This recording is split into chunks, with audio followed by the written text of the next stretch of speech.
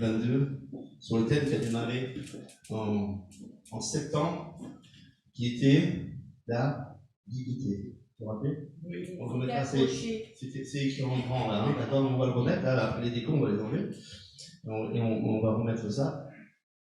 Rendre à chacun d'entre nous la dignité originelle que Dieu veut pour chacun de nous. Amen. Moi, je crois. Et tout ça, on ne le trouve que dans la parole. Que dans la parole. Ouais? C'est important de lire la parole. Nadine le disait tout à l'heure, et c'est vraiment important. Si tu peux nous mettre le.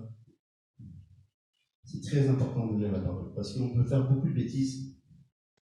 Si on ne lit pas la parole, il y a des choses qu'on ne va pas comprendre, il y a des choses qui ne vont pas être là en 2022. Par exemple, vous voyez ça, vous l'avez peut-être vu sur Facebook, voilà ce qui arrive quand tu ne lis pas ta Bible. Qui a tué Goliath? Covid. Hein, bah, il manque de lettres, mais c'est pas les bonnes. Hein. Ok. Alors, on sait que Seb aurait pu le faire, ça, mais. Il ne faut pas commencer l'année sans flinguer un peu. J'ai oublié. Il faut commencer. On ne va pas perdre des bonnes habitudes. C'est mon souffle-douleur. Et on veut se baser sur les faits que Christ est avec nous et que la parole vivante c'est Christ et que sans lui on ne peut rien faire et on ne peut rien accomplir. Alors, je me suis dit, pour commencer l'année, on va prendre un verset qui est un commencement.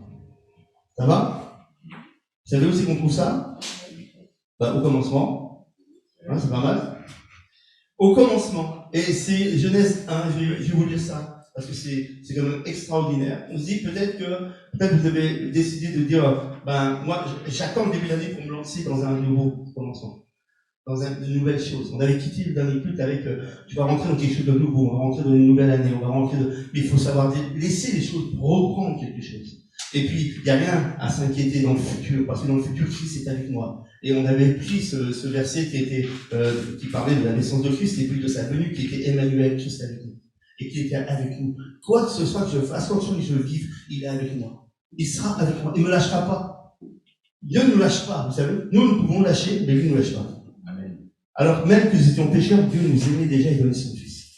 Ça veut dire que déjà tout son amour était prouvé. Il est là, il est présent, il nous aime, il nous veut. C'est pas un niveau de sainteté qui empêche son amour vers moi. Je peux rien faire de plus ou rien de moi pour qu'il m'aime. Il m'aime. C'est comme ça. Il nous aime. Et c'est ça qui est formidable en Dieu. Alors on peut se dire, dans cette année qui arrive, et si je mettais un nouveau commencement, une nouvelle chose, si je rentrais dans quelque chose de neuf, dans un nouveau. Au commencement, Genèse 1 nous dit, au commencement Dieu créa. Au commencement Dieu créa le ciel et la terre. La terre était informe et vide. Il y avait des ténèbres à la surface de l'abîme, mais l'Esprit de Dieu planait au-dessus des eaux. Dieu dit que la lumière soit, et la lumière fut. On connaît très bien ce verset-là, et je voulais vraiment l'employer pour nous là. C'est très important dans ce moment-là de pouvoir commencer l'année sur un commencement. C'est un commencement. Alors, c'est fini. 2021, c'est fini. Les 2 années de Covid qu'on a passées, ce que vous avez vécu, ce que vous avez subi, je ne sais pas ce que vous avez subi, ce que vous avez vécu ou quoi que ce soit. Mais quoi qu'il en soit, on est dans un commencement. Et peut-être que par la foi, ce matin, on peut très bien se dire, je rentre dans quelque chose de nouveau. Je ne sais pas quoi. C'est un peu flippant, parce que c'est toujours peur des choses de l'inconnu. Mais je sais que si Dieu dit, il y a quelque chose qui peut se faire. Au commencement, le mot hébraïque, c'est Bereshit, d'accord? Au commencement. À l'origine, c'est à la naissance, ou aussi aux prémices. Le début d'année pour plusieurs, donc c'est ça, c'est le commencement, c'est l'origine, c'est la naissance, le prémisse de quelque chose de nouveau. Et ça, c'est quoi? C'est à quel moment? C'est maintenant. Jean-Luc nous parle, mais à quel moment? Maintenant, aujourd'hui, au commencement. Aujourd'hui, on commence quelque chose de neuf, quelque chose de nouveau, au commencement. À quel endroit? La Bible nous dit que l'endroit, c'était une terre informe et vide. Une terre informe et vide. Le mot exactement mis, c'est tohu bohu. C'est ce mot-là qui est donné, d'accord? En français, tohu bohu, ça veut dire le désordre, la confusion de choses mêlées, la solitude, le désert, quelque chose qui exprime le chaos. Quand? Maintenant. Où? Dans mon Bronx. Dans le Bronx de ma vie. Dans le Bronx de mon esprit. Dans le Bronx de mon âme. Dans tout ce que je vis. Dans tout ce que je suis. dans le désordre de je ne sais pas ce qui va se passer, j'ai mal fini, et je sais très bien que je commence mal, mais c'est un désordre des fois complètement, des fois, on a des fois, comme moi quand je range mes affaires, c'est un désordre organisé. Nadine a du mal à le comprendre, mais c'est un désordre organisé. Sandrine aussi. C'est un désordre quand tu regardes, mais moi je sais pourquoi. Mais là, on parle d'un désordre tout entremêlé, quelque chose qui va. L'année qui est devant nous est peut-être dans un endroit de vie physique, spirituel, émotionnel, mental, ou quoi que ce soit. Je ne sais pas dans quel désordre. Mais on sait quand. C'est maintenant. Et on sait où. C'est dans ta vie. C'est dans ma vie. Et dans ce moment-là, que Dieu veut venir faire quelque chose. Quoi? Dieu créa. Il veut créer quelque chose. Le mot, dans Dieu créa,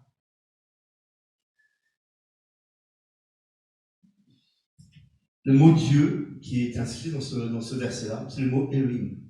Et c'est dérivé de le mot Agad, qui veut dire trembler. C'est un mot arabe qui veut dire trembler. Et en fait, quand on regarde l'exactitude du mot, quand on voit l'exactitude de ce que cela veut dire, c'est donc l'être souverain redoutable devant lequel on tremble. C'est pour ça que les prophètes disent, oh, mon Dieu, j'ai vu l'Éternel, je vais mourir. Ils tremblaient de peur parce qu'ils avaient vu l'Éternel. D'accord? Donc, c'est ce mot-là. Et le nom Elohim est au pluriel. Oh. Le mot Elohim il est mis au pluriel. Quand Dieu dit faisons l'homme à notre image, il parle au pluriel, il parle au Père, au Fils. C'est le Père, le Fils et le Saint-Esprit, ils sont en train de parler ensemble, faisons l'homme à notre image, il parle au pluriel. Et là, le mot Elohim, c'est normalement le mot Eloah qui est au singulier, et là, on voit toute la pluralité de la personne de Dieu dans le mot Elohim. Il y a le Père, le Fils et le Saint-Esprit.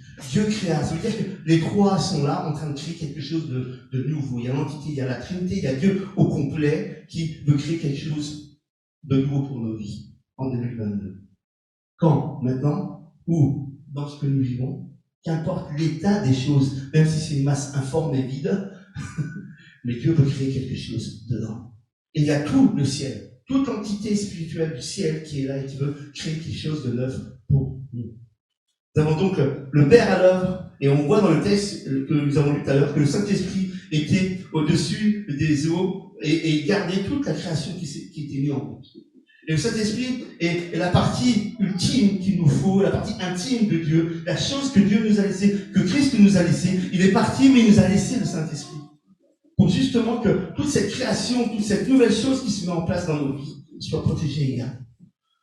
Amen. Il y a toute une protection. Non seulement il y a un temps, non seulement il y a un endroit, mais en plus il y a une protection qui est mise autour de notre vie pour que ça soit gardé. Pour que l'œuvre qui est accomplie va être accomplie, mais en plus gardée. Ça c'est bon, non? Parce qu'on peut dire, ah, je rentre, je fais quelque chose, puis d'un coup. Non. Il y a aussi cette particularité-là, qui est très importante.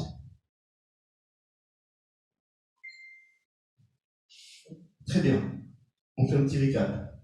Le moment, le temps, qui, Dieu, le Saint-Esprit garde tout, mais Jésus, alors, il est où dans cette histoire? On parle de la Trinité, vous êtes d'accord avec moi? Donc on se pose la question, on peut se dire, bah alors, ok, Jésus, tu es où, là, dans cette histoire-là? Pour cela, il nous faut retourner et retrouver le mot, d'accord, hébraïque, béchévite, qui, lui, est changé parce que c'est écrit en grec, et c'est un autre mot qui est là, vous voyez, c'est marqué la traduction arche, qui est mis. Et là, lorsqu'on va chercher ce mot-là pour retrouver Jésus dans la création, on va le retrouver où? Dans l'évangile de Jean. Et on prend l'évangile de Jean, et là je vous amène à relire l'évangile de Jean, Jean 1, et on va retrouver exactement les mêmes termes que ce que nous avons lu dans la Genèse. Au commencement était la parole. Au commencement était la parole. Et la parole était avec Dieu. Et la parole était Dieu. Elle était au commencement avec Dieu. Tout a été créé par elle et rien de ce qui a été fait n'a été fait sans elle. En elle était la vie et la vie était la lumière des hommes. Ouais? Alors qui est d'accord pour un temps, dans notre vie, laisser Jésus recréer quelque chose? Tout a été créé. Ah, on le veut. Moi, je le veux encore plus. Je crois rien connaître de tout ce que Dieu peut faire. J'ai l'impression de rien connaître, en fait. On a toujours l'impression de dire, j'ai étudié, je sais, et on ne connaît rien. On est loin, je suis tellement limité par ça, que Seigneur, viens m'ouvrir mon esprit cette année. Seigneur, viens faire quelque chose de nouveau. Viens connaître une nouvelle personne, la façon de ta personnalité, qui tu es, comment, quoi. Et plus encore. Mais encore plus que lui le connaître, j'aimerais me connaître moi. Je n'aimerais pas vous connaître vous. Si je me connais, je sais me contrôler. Et il y a tellement de choses en moi que je ne veux pas voir et pas regarder. Il y a tellement de choses dans ma vie que je veux pas faire, sur lesquelles je ne veux pas faire face. Mais la parole de Dieu, comme nous disait le texte dans le livre de Jacques que nous avons lu et qui est en route, aussi dans les prédications, pour chacun de nous, on va le retrouver ça dans les semaines, dans les mois. Lorsqu'il dit que lorsque je lis la parole de Dieu, je me lis à l'intérieur, je me vois comme à travers un miroir. Et c'est comme si que, après avoir lu, eh ben je repars et puis finalement, je fais pas cas de ce que j'ai lu dans la parole de Dieu qui parle de moi. Qui me parle de moi. La parole de Dieu, c'est comme si je me regarde dans le miroir et je fais même plus confiance à ce que je vois dans le miroir. Je pars, je suis pas maquillé, je suis pas lavé, je suis pas rasé, et puis je me fais confiance. Non. Si je vois dans le miroir qu'il y a un truc qui va pas, tout le monde, hein, on va corriger avant de sortir. Et là, la Bible, elle nous dit que quand je plonge mon regard dans la parole parfaite et que je vois ce que Dieu dit, m'a dit, que je ne corrige pas, mais je suis aussi fou que quand je regarde dans le miroir, je vois que j'ai un trait comme ça. Et je pars. C'est pareil. Mais qui ferait ça? Qui? Ça se fait pas. Alors justement, je veux pouvoir, moi, regarder dans cette année la parole de Dieu, s'il y a quelque chose à créer en moi, dans le tabout de ma vie, dans ce que je suis, dans tout ce qui est dans mon esprit, dans mes pensées, dans mes craintes, dans la peur de l'avenir, dans les choses que je voudrais explorer, que je ne sais pas, que je comprends pas, que je vois pas. Ben, si je ne laisse pas la réalité de cette parole qui vient vers moi m'impacter et me dire, hé, change ça, bouge ça, arrête ça, fais quelque chose. Il sait, lui. Lui, il sait. Il sait. Et dans tout ce que je suis, dans tout ce que je vais traverser, Emmanuel, Christ est avec nous. Il sera systématiquement avec moi. Il n'y a aucun problème. Mais ce n'est pas le fait qu'il est avec moi qui va assurer le succès. C'est le fait que j'obéisse à celui qui est avec moi qui va assurer le succès. Et moi, je dois obéir plus qu'autre chose. Et je dois comprendre et lire, et pour cela, il faut que je plonge mon regard dans la loi parfaite qui est là.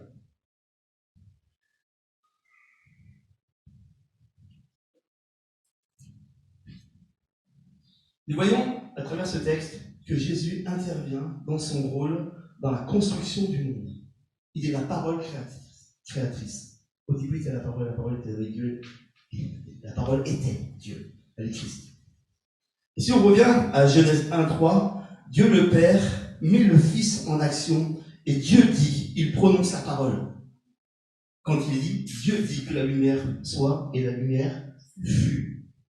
C'est la parole créatrice qui est annoncée et la parole est là. Jésus s'exécute et apporte la lumière. Ouais, que la lumière soit et la lumière fut. Il est la lumière de ce monde. Et la lumière, nous l'avons reçue. C'est ce que nous dit le prologue de Jean. Il est la lumière. Il est de la création jusqu'à la nouvelle création que nous sommes. Jusqu'à la nouvelle personne que nous sommes. Dieu dit que la lumière soit et la lumière fut. Jésus va exécuter la chose. Confirmation dans le livre de Jean, dans Jean 1. D'accord, commencement est à la parole et bam, il y a quelque chose qui se passe. La parole, Jésus vient et amène. Il confirme qu'il était au commencement avec Dieu. La première chose créée par la parole de Dieu fut la lumière. Et la lumière était la vie. Nous voulons la vie en cette année. Mais il nous faut la lumière. Il nous faut la lumière. En elle était la vie, et la vie était la lumière des hommes. Le psaume 33:9 nous dit, car il dit, et la chose arrive, il ordonne, et elle existe. On parle de Christ. Il dit, et bam, ça y est, c'est fait. Elle arrive. Il ordonne, et elle existe. Et comment moi, je ne vais pas alors plonger dans mon temps, qui est aujourd'hui, dans ce que je vis, et plonger dans la parole de Dieu. Je veux une création dans ma vie. Je veux que Dieu dise, dans cette masse informe et vide, qui est peut-être ma vie, que la lumière soit. Que la vérité arrive. Que la guérison soit là. Que la provision soit là. Que la bénédiction soit là. Que 365 jours va arriver où Dieu va pouvoir prononcer et annoncer les choses de ma vie. Ça vous dit ça? Que la lumière soit. Il sépara, le texte nous dit, si vous lisez dans la Genèse, il sépara la lumière des ténèbres. Et le texte séparé, c'est comme s'il prenait arracher, déchirer, désaccoupler. Il va séparer comme ça. Et peut-être, au départ, les ténèbres étaient sur la terre. Et peut-être les ténèbres sont dans notre vie, parce qu'on ne voit pas, on ne sait pas. Mais quand il décide de dire que la lumière soit, il vient lui-même s'impliquer dedans, comme arracher quelque chose, comme déchirer pour que la lumière soit. C'est une application personnelle que Christ veut faire dans chacune de nos vies, pour cette année, et tous les jours qui vont suivre. Il faut que cette année, on prenne part à cette parole qui nous dit, Dieu dit, et il le fait. Puis il va décider d'autre chose suite à la lumière. Vous savez ce qu'il fait? Dieu dit qu'il y ait une étendue d'eau. Un endroit propice pour voir la vie naître. C'est pas tout d'avoir la vie. Il faut aussi vouloir aller dans l'eau. Et ça parle du baptême, ça parle de notre engagement, ça parle de la nouvelle naissance. Ça va parler de cela. Parce que c'est à travers la nouvelle naissance qu'il va pouvoir dire que tout se multiplie à l'intérieur des eaux. Il y a les poissons et tout. Dans la création du monde, c'est chronologiquement, c'est aussi même la création de ma nouvelle nature. C'est exactement le même étage, même niveau. Et peut-être qu'à un moment donné, il va falloir que je me dise, et c'est quand mon engagement? Oui, je suis Seigneur depuis longtemps. Oui, je suis là, mais maintenant je veux que cette parole ait un impact. Et maintenant cet impact, m'ayant vu dans le miroir, je vais donner la vie à Jésus, et je vais prendre les eaux du baptême. Et je vais m'engager. Et là, il faut partir sur cet engagement. Obligatoire, c'est les eaux du baptême. Dieu dit qu'il y ait une étendue entre les eaux pour les séparer des eaux d'en haut et des eaux d'en bas. Quand vous lisez ce texte, c'est un peu compliqué dans la Genèse. Vous dites comment ça? Dans la création, il va séparer les eaux d'en bas et les eaux d'en haut. Et le milieu, il va l'appeler le ciel. C'est-à-dire qu'il y avait des eaux en haut et des eaux en bas. Donc il y a la mer, il annonce que la mer se regroupe en un seul point. Ça, c'est ce que nous avons sur la planète. Et puis, il y a une autre partie d'eau qui est dans le ciel. Vous saviez ça? Dans la construction du monde. Il y avait l'eau qui était tout autour de la planète. Il y avait toute une couche d'eau qui était là. C'était pas encore les nuages. C'est bien plus tard, avec le déluge, que l'eau est arrivée sur Terre. Mais avant, c'était comment on dit,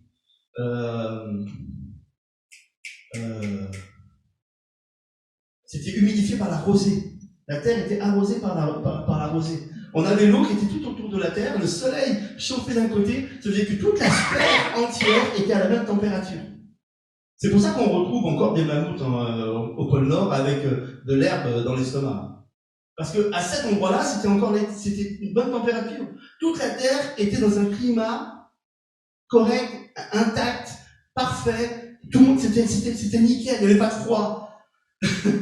Et on ne faisait pas de ski à cette époque-là. Ski nautique peut-être, mais ski de neige, non. C'était pas prévu. C'était pas prévu. Vous voyez? Et c'est énorme. Parce que c'est un endroit non seulement qui est créé pour que vraiment j'ai un endroit avec une vie constante.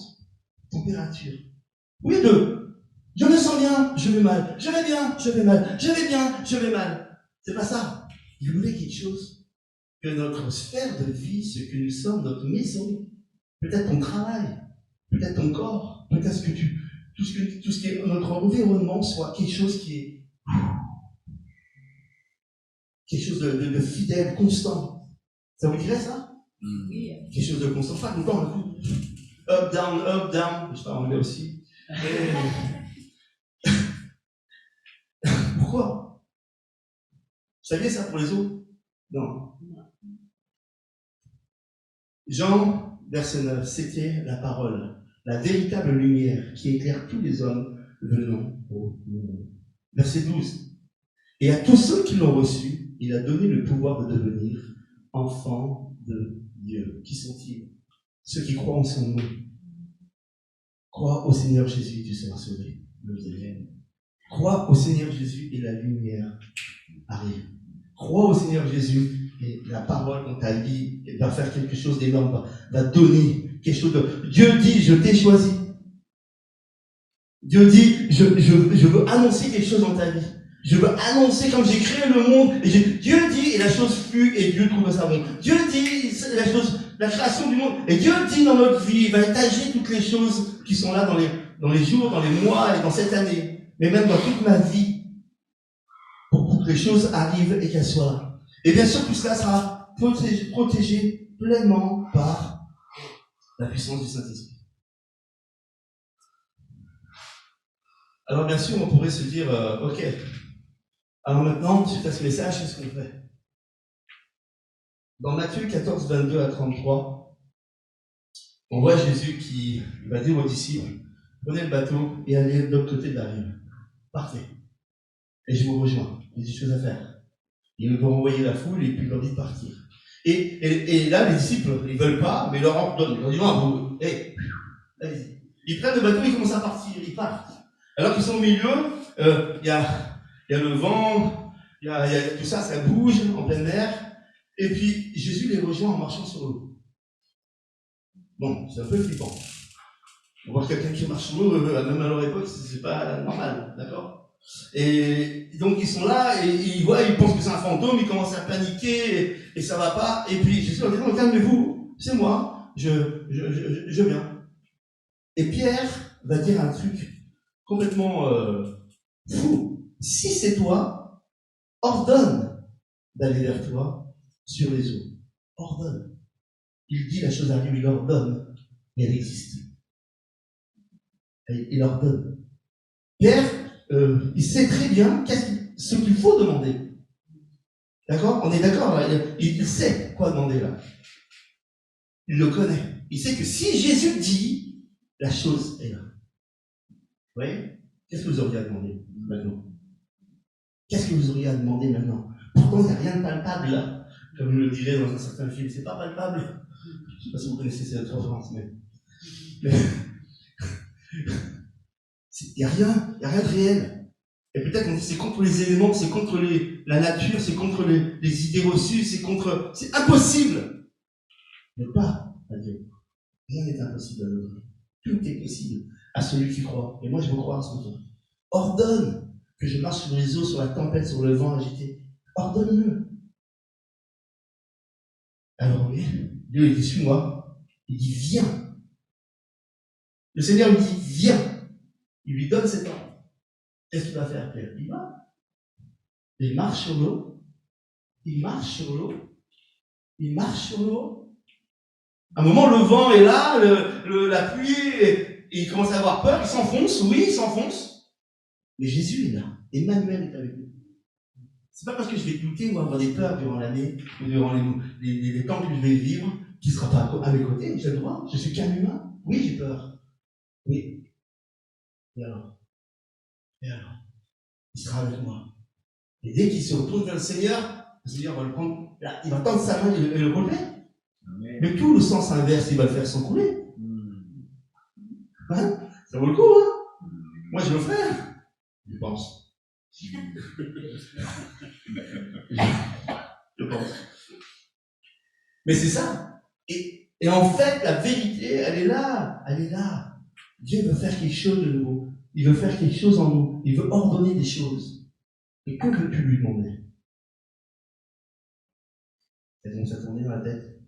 Le Saint-Esprit doit commencer à vous montrer des choses. Mais Dieu te dit, viens. Il te dit, viens. Viens. C'est peut-être pas normal tout ça. Mais viens, parce que tu vas vivre quelque chose d'exceptionnel. Qui va être raconté dans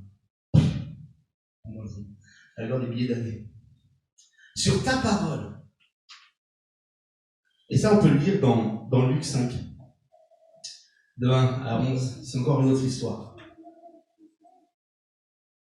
Peut-être que vous me dites que, ok, moi, je suis chrétien de longue date. Oui, je connais toutes ces choses-là. Oui, j'ai essayé. Oui, j'y ai cru.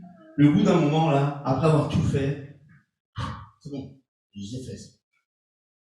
Et dans Luc 5:1, on lit cette histoire, encore une fois, avec ces hommes, ces disciples, qui ont péché toute la nuit. Ils sont fatigués, ils ont péché toute la nuit. Ils rentrent, ils sont crevés. Et le Seigneur vient les voir et il veut prêcher la parole à la foule qui est là, mais pour prendre du recul, il veut se mettre sur les barques pour pouvoir parler et plus distinctement et que la voix porte un clos. Mais dès qu'il a fait son œuvre, il leur dit, prends le bateau maintenant, retourne pêcher en pleine eau. Non, j'ai pêché toute la nuit, il n'y a rien. Qu'est-ce que tu me redemandes d'y aller? Moi, je suis un professionnel. Moi, je l'ai vécu, ça. Je sais de quoi on parle. On a été avec toute une équipe. Toute la nuit, on est rincé. On ne veut pas. Et peut-être tu peux le dire toi aussi, mais moi, j'en dis que ça, je l'ai vécu. On me l'a dit, on me l'a fait croire. Je l'ai pensé, je l'ai testé, je l'ai fait. Je suis un gars d'expérience. Je connais. Le problème, c'est que c'était de nuit. Que la lumière soit. Que la lumière soit. Et c'est en plein jour qu'ils vont aller de nouveau. Parce qu'il va dire, ok, sur ta parole, j'irai. Ça veut dire que simplement, quand je vais lire la Bible, quand je vais lire la parole de Dieu, quand je vais me revoir dans le miroir, quand je vais voir les préceptes de Dieu, ce qu'il me demande, comment, sur cette parole, je vais le faire. Pour moi, c'est complètement fou. C'est une autre époque, c'est une grosse chose, moi-même, c'est fou ce qu'il va me demander, et sur ta parole, je vais le faire. Encore. Essaie encore. Essaie encore. Essaie encore. Essaie encore. Parce que sur sa parole, ça marche. Et puis là, il va le faire. Il jette les filets. Et puis vous connaissez, c'est la pêche miraculeuse, les filets sont là. Ils vont pour craquer les filets tellement qu'il y a du poisson, c'est énorme. Et puis finalement, il y avait des barques à côté. Des concurrents. Alors il va l'appeler. Venez avec moi, venez nous aider. On va partager la bénédiction. Parce que tu vois que la bénédiction est pour toi. Hein. La bénédiction est pour toi et ta maison. Pour toi et ta famille. Pour toi et tes amis. Pour toi et ton bureau. Pour toi et ton travail. Pour toi et ton immeuble. Pour toi et ton quartier. La bénédiction, là où tu es, si tu es une bénédiction pour les autres aussi. Dieu veut que nous soyons remplis des fleuves d'eau vive couleront de nos vies. De notre sein. Et c'est ce que Dieu veut pour chacune de nos vies. Nous devons encore essayer, encore et encore. Amen. Amen. Ça sera tout. Mais c'est tellement énorme. Mais c'est tellement, tellement, tellement énorme. Ce que le Seigneur veut faire avec nous. Lorsque j'étais en train de préparer ce message, j'étais rempli d'émotion du fait de voir le visage et les mots et dire il y a tellement à faire dans leur vie. Ils demandent tellement, ils ont tellement besoin, il y a eu tellement de réponses aussi, il y a eu tellement de bonnes bénédictions, il y a tellement de choses qui sont là, qui ont été, qui font que, waouh. Mais il y a tellement de belles choses encore devant nous. Il y a tellement de waouh. Il y a un grand Dieu devant nous qui dit la chose arrive, il ordonne et elle existe. Il est là. Il veut cette bénédiction. Nous n'avons pas à nous arrêter sur ce que nous voulons. Maintenant, nous devons croire pour voir les choses que lui avait faites pour nous.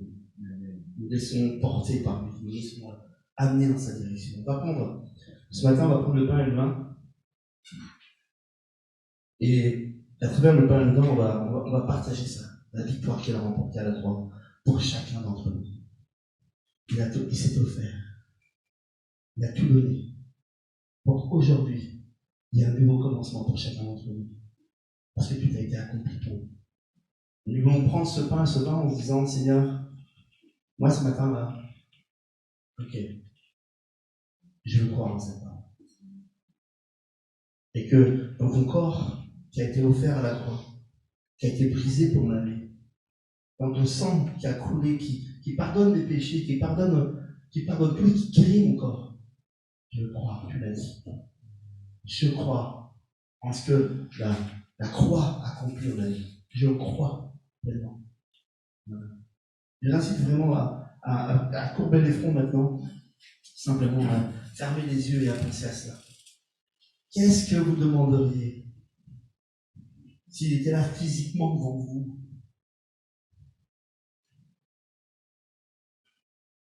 enfants qui vous disent, bien, qu'est-ce que vous voulez prendre ce matin?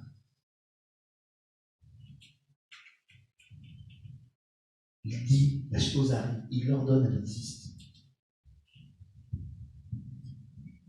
On va le faire ce matin.